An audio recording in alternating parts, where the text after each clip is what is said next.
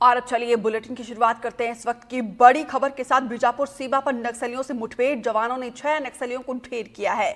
मुठभेड़ में 2 जवान भी घायल हुए हैं। मौके पर कई ऑटोमेटिक हथियार भी बरामद हुए हैं। तेलंगाना के इलाके में एनकाउंटर और एनकाउंटर के बाद सर्च ऑपरेशन लगातार जारी है। ये बड़ी जानकारी, बड़ी कामयाबी हमारे सुरक्षा बलों को मिली है। देखिए, नक्सलियों को खत्म करने के लिए, लाल आतंक के खात्मे के लिए एक के बाद एक ऑपरेशन हमारे जवानों के द्वारा चलाए जा रहे हैं। और उसमें अच्छी बात यह है कि एक के बाद एक बड़ी उपलब्धि हमारे सुरक्षा बलों को, हमारे जवानों को, हमारे जांबाजों को मिल रही है।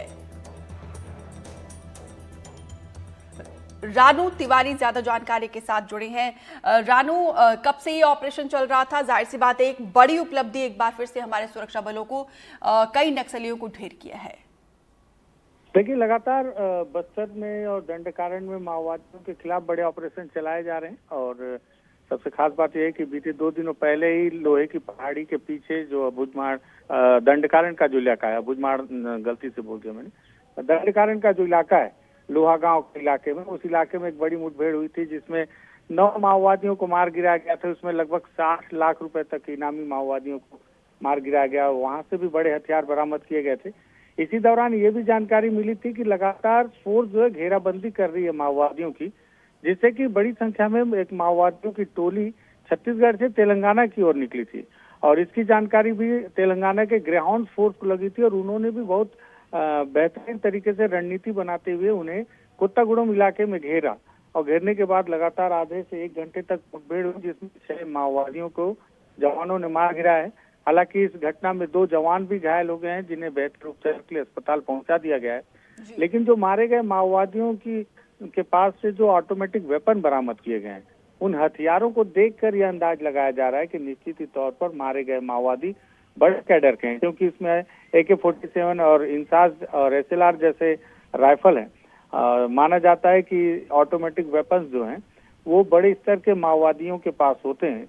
और इस तरह के हथियारों का बरामद किया जाना और मारे गए 6 माओवादियों का जो शव बरामद किया जाना एक बड़ी सफलता के तौर पर देखा जा रहा है। जिस तरह से बीते दिनों केंद्रीय गृह मंत्री अमित शाह छत्तीसगढ़ आए हुए थे और उन्होंने माओवाद को समाप्त करने की तारीख का ऐलान कर दिया था कि मार्च 2026 तक माओवाद को पूरी तरह से समाप्त कर दिया जाएगा।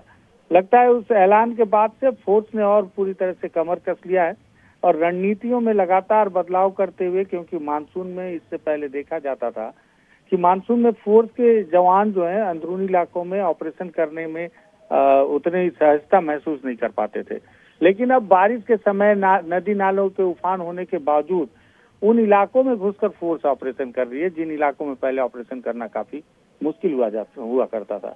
इसके पीछे कई कारण है। एक सरकार का जो नियत निलनार जो इनकी योजना है, उसके तहत अब ग्रामीण भी सरकार से ज्यादा संख्या में जुड़ रहे हैं। बड़ी संख्या में माओवादियों के जो कैडर हैं उन्होंने समर्पण किया है और समर्पण करने के बाद बड़ी संख्या फोर्स के पास है, जो कि माओवादियों की कई रणनीतियों का खुलासा कर रही है, उजागर कर रही है। ऐसे में अब ऑपरेशन करना और उन इलाकों की पहचान करना काफी आसान हो गई, जिस वजह से लगातार ऑपरेशन हो रहे हैं और लगातार जवानों को बिना किसी नुकसान उठाए सफलताएं बड़ी मिल रही हैं। जी बिल्कुल, सबसे अच्छी बात यह है कि हमारे जवान जो है नक्सलियों के कोर इलाके में जाकर ऑपरेशन को अंजाम दे रहे हैं और बहुत कम क्षति हमारे जवानों को हो रही है। तारीफ करनी होगी रणनीति की। फिलहाल विस्तार से जानकारी देने के लिए आपका बहुत बहुत शुक्रिया।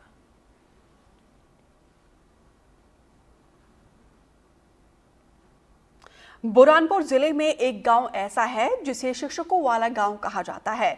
70 के दशक में गांव में शिक्षक बनने का जो चलन शुरू हुआ था वो आज भी जारी है।